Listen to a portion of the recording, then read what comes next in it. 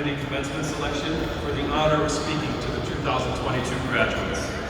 Graduates, if you could do me a favor and stand to your feet, get loose a little bit, let the blood flow to your legs. You're going to be sitting for a while, you've already been sitting. If you could just repeat after me. When I say you say One more time. We got some acoustics in here. Come on, you're a graduate now. When I say you say Yes. Have a seat. Thank you for your participation. They only gave me an hour, so I want to get to it. Graduates, you did it. This day is about you. We're here to celebrate you. Enjoy this moment, bask in this moment, and most importantly, remember this moment. For some of you, you may want to keep that cap and gown near, close to you for the next few days. If your husband or wife, maybe your boss or coworker is like, hey, can you do this? Hey, can you do that? Fax that. Put that cap on and be like, I'm a Housatonic graduate, you better back up. Let them know. My name is William Kane. Like all of you, I too am a proud Housatonic Community College graduate. So welcome to the Housatonic community family. For me, this is a full circle experience.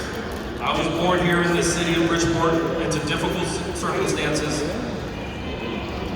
I was brought home from Bridgeport Hospital in 1975 to a tiny apartment in Building 21, Apartment 6, at P.T. Barnum Housing Project. Hey. You recognize the car? Struggles and challenges living in the projects. I know about cereal with water instead of milk, mayonnaise sandwiches, food stamps, and roaches. Come on, some of y'all know about roaches. If you're from Bridgeport, you know about roaches.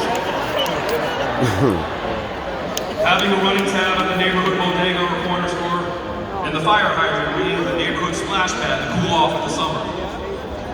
Reflecting back, that boy felt overwhelmed, confused, lonely, and even lost at times. Despite these obstacles, like many of you, I had a dream. I dared to think, I dared to imagine, and I dared to dream beyond what I could see. A dream is defined as a cherished aspiration, ambition, or ideal. Very early on in my life, with no father in the home, it was clear to me my cherished aspiration was to be a husband and a father. As a boy, I would often daydream and imagine myself as a dad, doing all those fatherly tasks, changing diapers, reading books, kissing boo-boos, all the very things that had been absent in my own life. I longed for my own family, and I longed for my own team. But it did not make sense to envision myself with a bright future.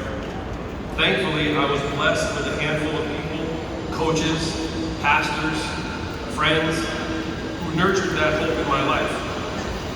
One of them was my best friend, who I ended up marrying in the year 2000.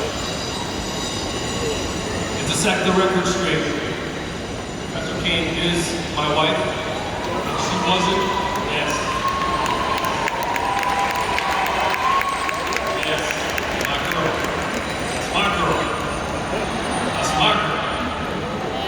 To set the record straight, she was never my professor. She was actually a high school teacher at the time. So those of you who are thinking, oh, he got an easy A, I actually got an A in biology all on my own, and I actually refused to let her help me with my homework, assignments, nothing. It was more of a competition. I knew biology more than her. Graduates, take a moment. Do you remember the feeling of entering Housatonic for the first time? For me, I wasn't sure about the process of going back to college after finishing my service in the United States Army. I was never really the studious type. I even remember while training in the Army to become a medical specialist. I didn't prepare or study as well as I should have, and failed the very first test we took. That failure ignited something in me. From that day forward, I learned how to study. I studied harder, and it made a very important discovery. There was a nerd inside of me. So I walked into Housatonic as a 25-year-old, married with a solid job in the medical field. I was good, but despite all of that, the voice self-doubt and inadequacy were loud, which I'm sure some of you can relate to. I also thought to myself, what's up with this place? Are there rocks coming from the ceiling? Is this an art school? I don't even like art. It was Mary Edie, may she rest in peace. Oh, man. Here at Housatonic, who took me under her wing, guided me through the admissions and registration process. Her demeanor struck me because she was assertive and firm and extremely welcoming. Yes. Immediately, I knew two things. Yes. Miss Edie believed in me, yes. and I was going to be the first in my family to get a college degree. Wow. Miss Edie. Yes. Yes. If you knew Miss Edie, you knew she was for the students. Yes. If you got it twisted, she would slap the taste out of your mouth. Oh. I'm just shooting. Yeah. I don't think you know she gone, brother. He said it. Oh, you know? Oh, all right. She was an amazing catalyst for student success. I am living proof of this. Oh, okay. Also, my professors here at Housatonic Community College made an impact. Yeah. In the English department, She Professor definitely. Moncrief, as a man of color, just by being you empowered me forward. Moncrief, math. He back there? Thank you very much. He like a Bill He Cosby also type. helped me revise my language from, what had happened was,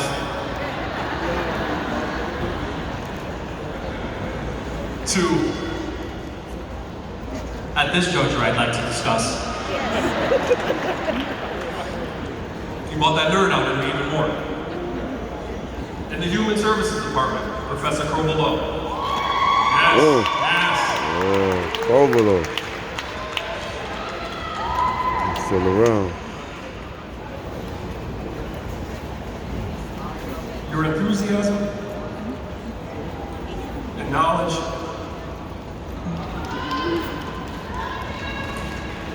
were unparalleled and contagious. Both of you were incredible instruments in my success here at Housatonic Community College. I honor you both today.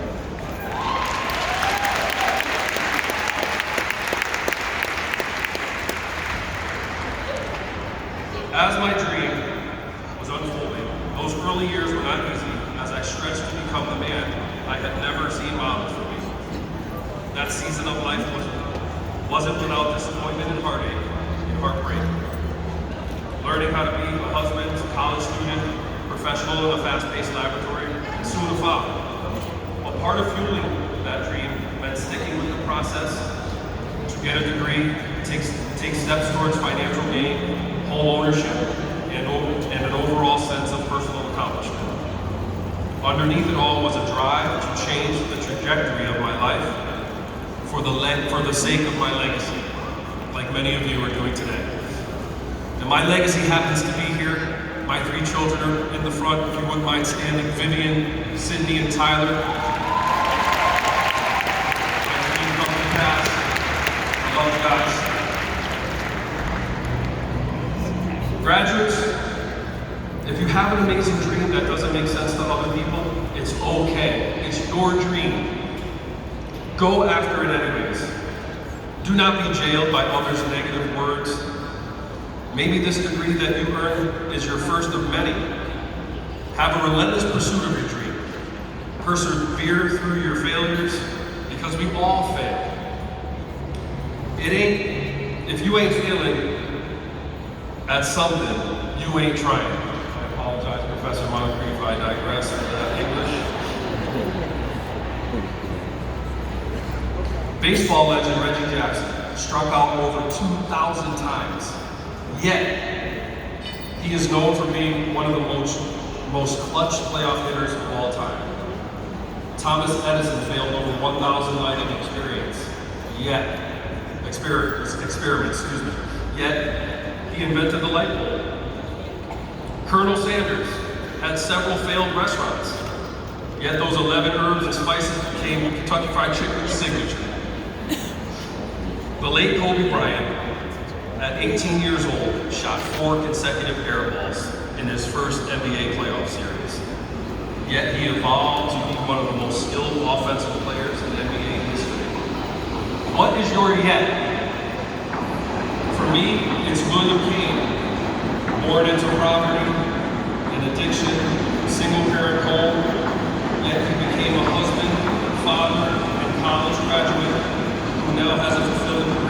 Cosmetology at Yale University School of Medicine. Insert your name. It is how we respond to failure that enables us to grab a hold of our God-given destiny and fulfill our purposes. Jeremiah 29:11 says, "For I know the plans I have for you, plans to prosper you and not to harm you, plans to give you hope and a future." So continue to trust the compounding effect of your positive choices, your habits, your goals, and the person that you are. Believe in you. Always remember where you come from and who you are. That thing that you carry inside of you, it's greatness. It's an important piece of the puzzle of humanity. In closing, this brick, I know a lot of people up here are like, what's up with the brick?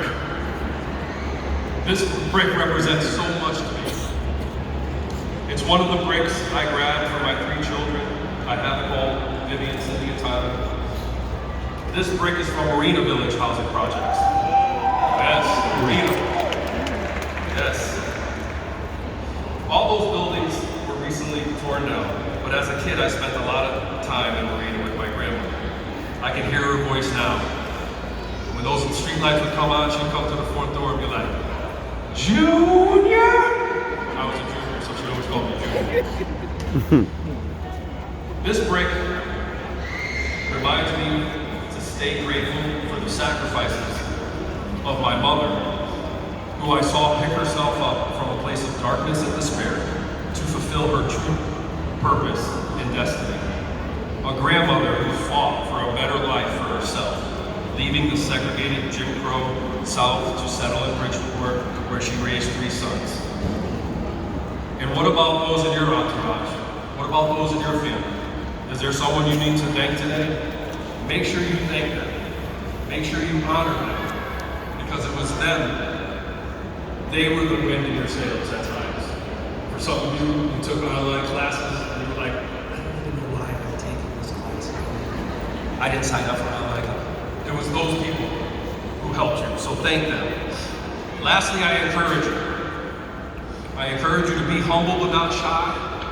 Be strong but not rude. Be proud but not arrogant. Be kind but not weak. And my favorite, be hood but don't hurt nobody. Keep reaching.